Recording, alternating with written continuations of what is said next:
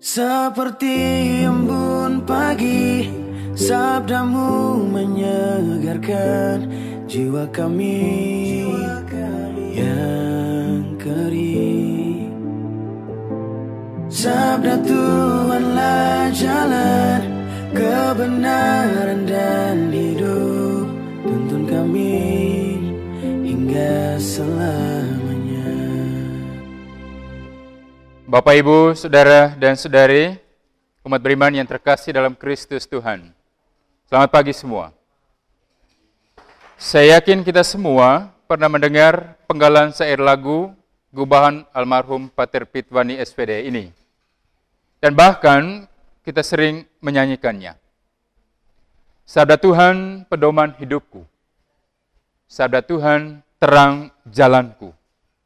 Aku dibimbingnya, aku dihantarnya kepada Allah Tuhanku. Sebuah lagu yang lahir dari permenungan yang mendalam akan kekuatan sabda Tuhan dalam hidup umat beriman. Sabda yang menuntun manusia untuk hidup seturut kehendak Tuhan.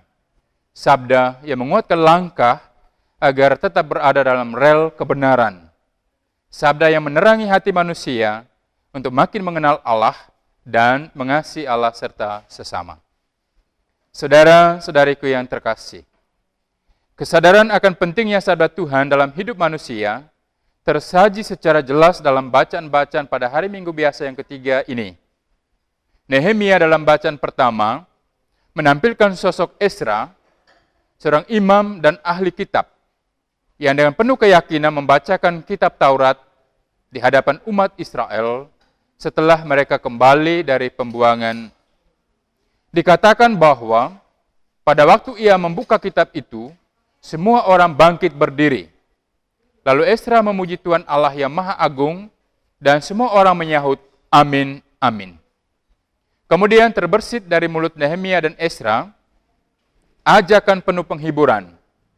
Hari ini kudus bagi Tuhan Allahmu, jangan kamu berduka cita. Saudara-saudariku yang terkasih, gaungan sukacita tidak saja bergema bagi umat Israel, tetapi juga menyusuri lorong hati setiap kita yang hadir dalam perayaan hari ini. Kita bersukacita karena Tuhan ada dan hadir di tengah-tengah kehidupan kita, melalui sabda dan karya perutusan Yesus Kristus sendiri. Dialah Immanuel, Allah menyertai kita. Penginjil Lukas mengisahkan bahwa setelah mengalahkan godaan setan di padang gurun, dalam kuasa Roh Kudus, Yesus kembali ke Galilea, ada di tengah-tengah orang banyak, mengajar dengan penuh kuasa, dan membuat banyak orang takjub. Kemudian dari Galilea menuju Nazaret, tempat ia dibesarkan. Dan persis di tempat di mana dia dibesarkan inilah, Yesus memaklumkan siapa dirinya, serta apa karya perutusannya.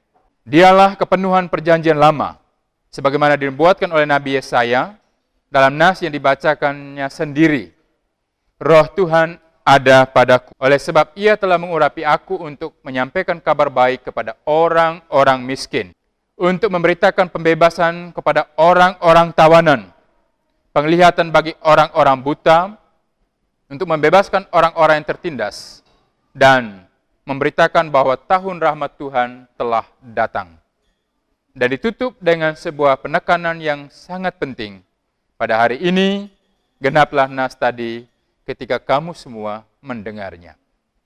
Saudara dan saudariku yang terkasih, sukacita umat Israel ketika mendengar pembacaan kitab Taurat dan pemakluman Yesus tentang dirinya sebagai penuhan nubuat para nabi adalah dorongan bagi kita semua umat Allah untuk kembali menyalakan api kesadaran kita dalam menata hidup dan karya perutusan kita masing-masing di tengah dunia, sesuai dengan tugas dan pekerjaan yang Tuhan percayakan kepada kita.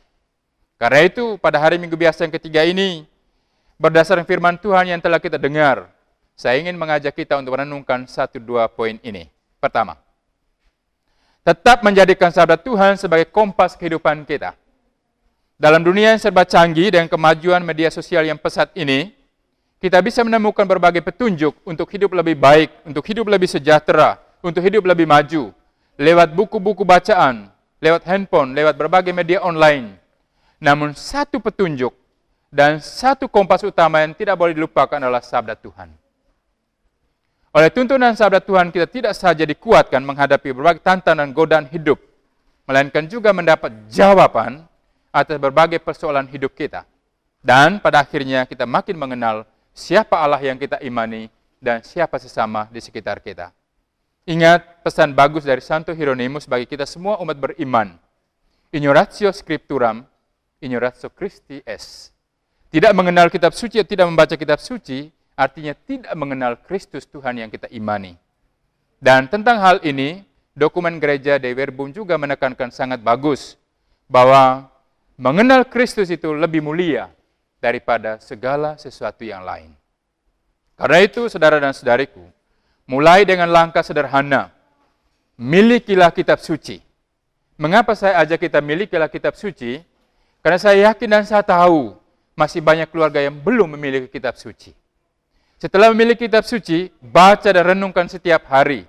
Jangan hanya pada bulan kitab suci, bulan September, yang dikhususkan untuk mendalami sabda Tuhan. Dan jangan biarkan sabda Tuhan atau kitab suci itu terbungkus tetap rapih di sudut-sudut rumah kita. Tetapi gunakanlah. Baca, renungkan, dan temukan kehendak Tuhan untuk masing-masing kita. Kedua, sukacita dalam Tuhan selalu mengandung perutusan untuk berbagi.